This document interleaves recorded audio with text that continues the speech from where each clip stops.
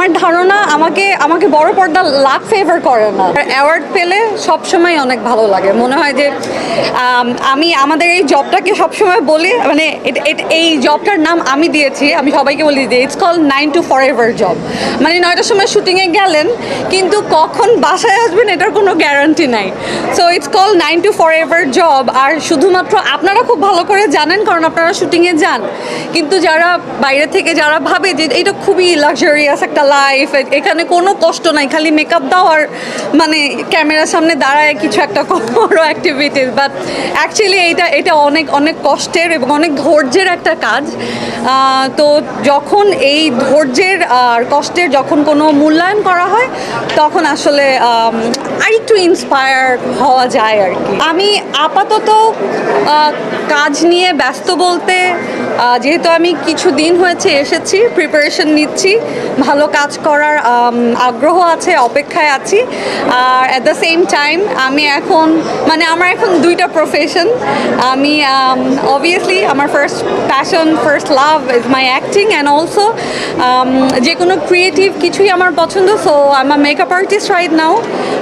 তো এখন হচ্ছে আমি সারাক্ষণ হচ্ছে মানে যে কোনো মানুষকে অবজার্ভ করতে থাকি, মানে যে কোনো মানুষকে দেখলে ওর সাথে কথা বলার টাইমে ওর স্কিন দেখতে থাকি, ওকে কেমন কোন শেডটা ওর জন্য পারফেক্ট, এরকম কিছু একটা আমার সারাক্ষণ মাথার মধ্যে ঘুরতে থাকে। ওকে, আমি ইউএসএ থেকে একটা এনওয়াইসি মেকআপ স্কুল নামে একটা স্কুল থেকে আমি একটা ব্রাইডাল কোর্স করেছি একটা।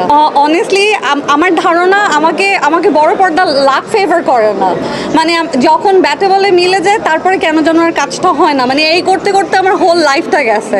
তা এখন আর আমি কোনো কিছু বলি না যে ও করব, যদি আমার ভাগ্যে থাকে বা যদি এরকম কোনো কিছু হয় তখন আসলে তখনকারটা আসলে তখনই বলবো, মানে শুরুতেই কোনো কিছু বলতে চাই না। আমার তো ওনাকে ছোট থেকেই অনেক মানে আমি যখন ছোট, যখন আমি মাত্র কাজ করতে এসেছি আমি ওনার সাথে একটা ফটোশ্যুট করেছিলাম।